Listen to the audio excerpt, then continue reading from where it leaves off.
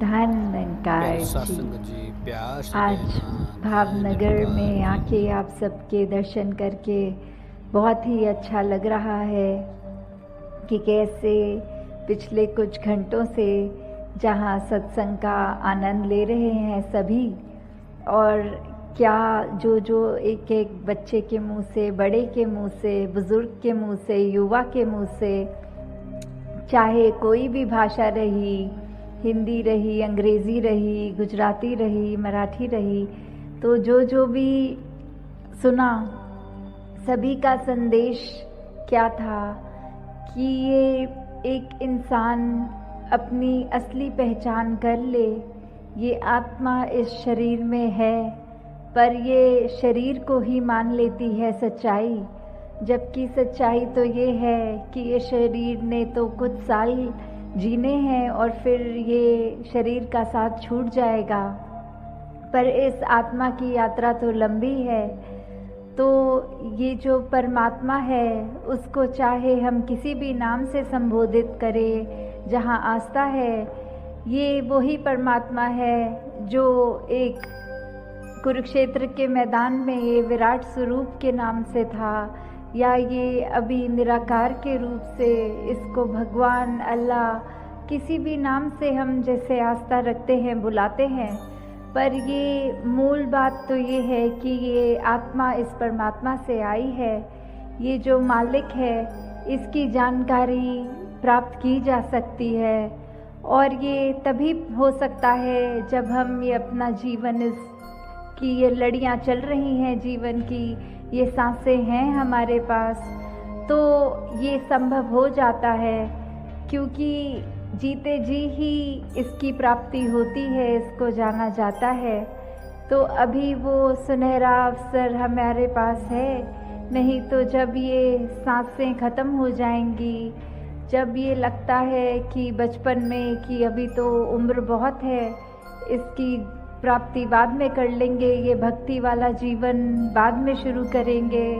फिर युवा अवस्था में भी ये टाल दिया जाता है अगर, तो ये भी कोई गारंटी नहीं है कि बुजुर्गी तक पहुंचना है कि नहीं पहुंचना, क्योंकि किसके कितने श्वास हैं ये तो किसी को भी नहीं पता। तो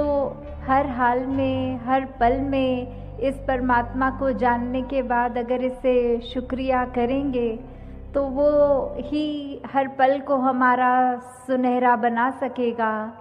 कि कैसे हम अगर इंसान हैं, इस संसार में आए हैं, तो अपने जीवन को एक ऐसा रूप दें, एक ऐसी चाल चलें जो सच में एक मानव वाली चाल होती है, क्योंकि ये सिर्फ तन मनुष्य वाला है, तो भाव अगर ना हो, एक मानवीय गुण ना हो, ये एक ह्यूमन वैल्यूज़ ना हो, तो मनुष्य के तन में आए तो ज़रूर हैं, पर फिर भी मनुष्य नहीं है। अगर ऐसा होता कि हर इंसान जो इंसान बन के आया है, तो ग्रंथों में ये ना लिखने की ज़रूरत पड़ी होती कि मनुर्भव, कि मनुष्य बनो, तो मनुष्य तो है ही। जैसे अगर कोई जानवर होता है, किसी कुत्ते को नहीं बोला जाता कुत्ते बनो, किसी बकरी को नहीं बोला जाता बकरी बनो, तो क्यों मनुष्य को कहा जा रहा है? क्योंकि बाकी सब जो भी इस संसार में है, इस प्रकृति का हिस्सा है, वो सब अपना कार्य बिल्कुल ठीक तरह कर रहे हैं। उसको इस मालिक ने जो कार्य करने बनाया है तो वो यही कर रहे हैं। सिर्फ इंसान ही है जो अपनी आंखें बंद कर लेता है इस सच्चाई से, और संसार में आने के बाद इस संसार की चकाचौंध में, इस माया में इतना घुल जाता है कि अपना असली मकसद ही भूल जाता है कि किस वजह से आए थे इस संसार में। तो जब एक अपनी पहचान हो जाती है इस परमात्मा की पहचान द्वारा, तो पता चलता है कि हमारा असली मूल क्या है। तो जब ये पता लगता है तो हर पल हम इस निराकार के एहसास में रहते हैं। फिर हर पल में एक जो भी कार्य कर रहे हैं, वो कार्य हमारा एक ऐसा कार्य है जिसका एक नतीजा हम अपने आप को भी बेहतर करेंगे, और आसपास के ये पूरे अपने मोहल्ले में ही नहीं, अपनी पूरी शहर में नहीं, इस पूरी दुनिया में एक वरदान का स्वरूप बनेंगे कि कैसे अगर हम अपने दिल में प्यार रखें, नफ़रत ना करें, अगर अपने दिल में एक करुणा वाले भाव रखें, अपने दिल से हम तंग दिली हटा दें और विशाल कर लें अपने दिल को। अगर हम ये सोचें कि अगर किसी व्यक्ति ने हमें कुछ कह दिया है तो हमने उल्टा उसको बुरा नहीं कहना क्योंकि उसने हमें बुरा कहा है, बल्कि उस समय वो मोमेंट तो बहुत ही कठिन होता है, वो अवसर, वो पल, तो उस समय हमें कैसे प्यार से अपने आप को कंडक्ट करना है, पेश आना है उससे, ये चीज़ तो हमें हर पल अपने अंदर जब ढालनी है, जब वो हमारा चरित्र ही बन जाएगा, तो ऐसे समय में भी हमें बिना किसी एफर्ट के, बिना कोई विशेष जोर लगाकर ऐसा अपना स्वभाव का ये रूप निकलेगा, क्योंकि फिर वो जब एक स्वभाव बन ही जाता है, ये दिल में उस तरह से हम दूसरों का भी आदर करते हैं, दूसरों को एक बेनिफिट ऑफ डाउट देते हैं कि हो सकता है कोई उस समय उसके टेंशन चल रही हो, कोई परेशानी से गुज़र रहा हो, इसीलिए उस अगले व्यक्ति ने हमें कुछ ऐसा कह दिया। तो जब हम ऐसा सोच के हर बात को नज़रअंदाज करते हुए सिर्फ उसको प्यार ही देते हैं, तो हमारा जीवन वाकई ही एक मुबारक जीवन बनता है। कैसे हम ये देखें कि ये संसार में चाहे कोई किसी भी कल्चर का है, कैसा भी खाना खाता हो, कैसे वस्त्रों का एक सुंदरता से अपने शरीर को सजाया, कैसा भी वो एक भाषा का प्रयोग करता है, हमें उससे उस वजह से नफ़रत नहीं करनी क्योंकि ये हमारे जैसा नहीं है, बल्कि ये तो वो बात हो गई कि हर एक की अपनी खुशबू है, हर एक की अपनी सुंदरता है, हर एक से कुछ ना कुछ सीखा जाता है। तो ये यूनिफॉर्मिटी की तरफ ना जाएं, बल्कि यूनिटी की तरफ जाएं कि ये जो यूनिटी इन डाइवर्सिटी है कि कैसे हमने एक एकत्व का प्रतीक इस संसार को अगर बनाना है तो शुरुआत हमें पहले खुद से करनी है। कैसे हर एक में हमने फिर भेदभाव नहीं करने, हर एक से वो एक समदृष्टि वाली निगाह कि कैसे हमने हर एक को देखना है कि सब अपने हैं। जब ये परमात्मा का ही पता चल गया, ये पिता का पता चल गया, तो फिर इस पिता के तो सभी बच्चे हैं, तो कोई फिर जाति पाति ऊंच नीच कोई ऐसी बात ही नहीं जो एक इंसान को दूसरे इंसान से ये दूरियां बनाने को कहें। फिर कोई वजह नहीं रह जाती कि हम अपने मनों में दीवार बना लें। हमारा सारा फिर ये फोकस एक ये दीवारें गिराने में रहना चाहिए कि कैसे हम प्यार के पुल एक मन से दूसरे मन तक बनाएं, कैसे हम एक ह्यूमैनिटी को जोड़ें, कैसे हम अपने जीवन को संवार लें, कैसे हम हर तरफ एक ऐसा एफर्ट करें कि दूसरे का भी जीवन हमारी वजह से कोई आराम मिल सके, उसको हमसे मिलने के बाद किसी व्यक्ति को ये लगे कि इस इंसान से मिलके अच्छा लगा, इसके गुण जो हैं हमें भी अपनाने हैं। फिर कैसे हम हर एक को एकता का मैसेज सिर्फ बोल के नहीं बल्कि अपने जीवन में अपने कर्मों द्वारा ऐसे पहुंचा सकते हैं, ये अमन, भाईचारा, यूनिवर्सल ब्रदरहुड। फिर एक हार्मनी इन वननेस वाली बात कि कैसे हमने एक दूसरे का सहयोग करना है, कैसे हमने इस संसार को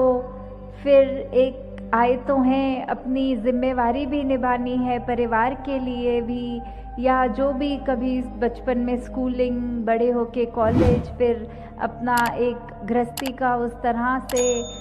एक कामकाज, जैसे भी परिस्थिति जीवन में है, तो वो सब तो करना है, वो तो ड्यूटी है, वो तो रिस्पॉन्सिबिलिटी है, ये तो हमारा कर्तव्य है, उसको ज़रूर निभाना है, पर इस दुनिया में खो नहीं जाना। ये सब करते हुए भी एक भक्ति भरा जीवन उसको जीना है। जैसे एक उदाहरण, एक अगर कोई हमारा प्रिय मित्र है तो उसके बारे अगर हम सोच रहे हैं तो हमें कोई सोचने के लिए अलग विशेष समय नहीं निकालना है। उसके लिए एक हमारे अच्छे भाव, अच्छे विचार, अच्छी सोच करने के लिए कुछ खास अलग नहीं करना। वो सोच तो हमारी, चाहे हम खाना खा रहे हो तब भी हम उसके भले के लिए मांगते हैं, चाहे हम और कोई कार्य कर रहे हों तो भी सोच रहे होते हैं कि अपने मित्र को मिले हुए बहुत समय हो गया, जल्दी मिलना चाहिए। तो ऐसे करते हुए हमें ये अपने मित्र के लिए जो प्यार की भावना है, जो एक मगन है हम उसकी दोस्ती में, उसके लिए अलग समय नहीं निकाल रहे, अपने कार्य करते हुए उसको याद कर रहे हैं। वैसे ही जीवन में भक्ति को करते हुए कोई खास समय नहीं निकालना। जब भी हम जो भी कर रहे हैं, हमारा जीवन, हमारी सोच, हमारा व्यवहार, हमारे कर्म ऐसे बन जाते हैं कि उसमें भक्ति हर समय रच जाती है। तो कैसे ये भक्ति की शुरुआत हो? ये भक्ति को भी हम अगर ये मान लें कि हमने बहुत ही रिलीजियस स्क्रिप्चर्स पढ़ लिए हैं, हम तो अपनी आस्था रखते हैं कहीं, वो सब मुबारक है। पर पहले किसी भी धार्मिक स्क्रिप्चर को अगर हम पढ़ लें तो पढ़ने में यही संदेश, इस परमात्मा को जाना जा सकता है, ये विराट स्वरूप देखा जा सकता है। तो जब हम इसकी जानकारी ले लेंगे तो ही ये असली मायने में हमारी भक्ति शुरू होगी। फिर वो भक्ति भी वैसी होगी जिसके बदले में हम इस परमात्मा से कुछ ये नहीं चाहेंगे कि परमात्मा हम तेरी भक्ति कर रहे हैं, इसके बदले हमें कोई ये चीज़ चाहिए कि वो चीज़ चाहिए। नहीं, फिर वो एक समर्पित भाव से भक्ति शुरू होती है। फिर ये मान के कि प्रभु तूने इस संसार में हमें लाया है, हमें श्वासें दी हैं, तो ये श्वासों में बस हर श्वास में तेरा शुक्रिया हो। तो कैसे फिर हमारे स्वभाव में भी ये रहता है कि हम हर पल एक सुमिरन कर रहे होते हैं, किसी की भी सेवा करने से कतराते नहीं, और सेवा करते हुए भी भाव ये होते हैं कि हम किसी की मदद करके अपना नाम नहीं कमा रहे हैं, बल्कि ये मान के कि ये तो हमारा फ़र्ज़ ही है, ये तो हम कर ही नहीं रहे, परमात्मा ने एक बल बख्शा, नहीं तो उसकी कृपा है कि हम ये सेवा भी कर पा रहे हैं। और अपने आप को इस सत्संग से भी जोड़कर, क्योंकि जब सत्संग में आते हैं तो संतों की वाणी सुनते हैं, ये संत मति को अपनाते हैं कि संतों की सोच हमारी सोच बन जाती है। और युगों युगों से यही बात है, किसी भी संत की वाणी खोल के देख लें तो उसमें हर संत ने यही समझाया है कि अपने जीवन में ऐसे गुण लाओ जो कि एक प्यार की रगर पर हो, एक वो मार्ग हो, एक सत्य के मार्ग पर हो। और फिर जब हमारे हिस्से वो सत्य आ गया तो हमने अपना मुख तो उजला कर लिया, हमारे ऊपर वो रोशनी, वो कृपा इस ब्रह्म ज्ञान की हो गई। तो फिर वो हर एक तक पहुंचाने का जो जिम्मेवारी बनती है। तो ऐसे ही अगर हम अपने जीवन में सोचें कि हमें किस प्रकार का इंसान बनना है, वो सोच हमारी है, वो दातार ने हमको चेतनता बख्शी है, एक विवेक बुद्धि दी है। अब उसका उपयोग कैसे करना है वो हमें ही चुनाव करना है। और ये चुनाव अच्छी तरह सही तरीके से तभी होता है जब इस मालिक का एहसास हो मन में, क्योंकि फिर उस एहसास के साथ हम कोई कार्य करते हैं तो वो कार्य गलत नहीं होता, वो फिर सही होगा अपने आप। तो जैसे एक उदाहरण भी आ रहा है ध्यान में कि दो मित्र थे बच्चे, तो वो बच्चों ने, एक के पास बहुत खूबसूरत पेंसिल्स थी और दूसरे मित्र के पास बहुत ही सारी टॉफ़ियाँ थी। तो वो दोनों मित्रों ने बात करते हुए कहा कि ऐसा करते हैं, तुम मुझे अपनी सारी टॉफ़ियाँ दे दो और मैं तुम्हें अपनी पेंसिल सारी दे दूँगा। तो जब उन्होंने ऐसा किया तो वो एक मित्र जिसके पास टॉफ़ी थी, उसने एक टॉफ़ी वो छुपा कर अपनी जेब में डाल ली और बाकी उसको दे के बोला, ये लो मेरी सारी टॉफ़ियाँ रख लो। और जिसके पास पेंसिल्स थी उसने वो सारी पेंसिलें दे दी उसको, अपने पास कुछ नहीं रखा। फिर जब वो घर गए, रात हो गई, तो जो मित्र जिसने अपना सब कुछ दूसरे मित्र को दे दिया था, अपनी सारी पेंसिल्स दे दी थी, वो तो बहुत ही खुशी से सो गया कि मेरे को इतनी सारी टॉफ़ियाँ मिल गई हैं। उसने वो टॉफ़ियाँ खाई भी और आनंद भी लिया उसका। पर जिस मित्र ने एक टॉफ़ी अपने पास छुपाकर सारी पेंसिल्स दूसरे मित्र की ले ली थी, वो रात को ठीक से सो नहीं पाया, क्योंकि उसके मन में यही विचार थे कि दूसरे ने मेरे साथ चीटिंग तो नहीं करी, कहीं कोई सबसे सुंदर पेंसिल उसने छुपा तो नहीं ली। तो अगर हम ऐसे ही मन में भाव बनाएंगे कि हमारे पड़ोसी को हम चालाकी कर रहे हैं और उससे हम ये एक्सपेक्ट करें कि उसने भी आगे से की हो, तो ऐसे विचारों को दूर रखते हुए अपने जीवन से, और ये पड़ोसी से मतलब सिर्फ वो नहीं कि घर के बिल्कुल साथ रहने वाला, ये तो हर एक को अगर वैसे देखें कि ये संसार में जहाँ हम रहते हैं हर कोई ही अपना है, हर कोई ही अपना पड़ोसी है, तो कैसे हर एक से प्यार करना है, हर एक से ये सोचते हुए कि हमने एक दूसरे के सहयोग से सहारा बनना है एक दूसरे का, हर एक के लिए एक दिल से उपकार करना है। तो ऐसी सोच को हमने जब धारण किया करना है तो ही वो एक असली रूप में एक शुभ सोच है, एक अच्छी सोच है, एक संतमति है। तो फिर वही बात कि अगर पड़ोसी से हम ऐसा नाता जोड़ें, ना कि ऐसा कि हमारे को उससे तकलीफ़ है तो हम उसको नुकसान पहुंचाएं। जैसे एक शायर ने भी बहुत अच्छा ये लिखा है, अरे ओ जलाने वाले, ये तेरा ही था नशेमन, जिसे तूने फूंक दिया मेरा आशियाँ समझ के। कि पड़ोसी को तो ये लग रहा था कि उसने अपने पड़ोसी का घर जलाया है, पर वो चिंगारी ऐसे उसके अपने घर पे ही पड़ गई कि पड़ोसी के घर को तो नुकसान कुछ नहीं हुआ, उसका अपना ही घर जल गया। तो कैसे हमने अपने मन में ये भाव रखने हैं कि हम पड़ोसी के घर पे अगर लगी आग देखते हैं तो उसमें पानी बुझाने वाला काम करें, ना कि आग लगाने वाला। कैसे हमने मन में एक दया रखनी है हर एक के लिए, चाहे अपना हो बेगाना हो। और ये बेगानेपन का भी भाव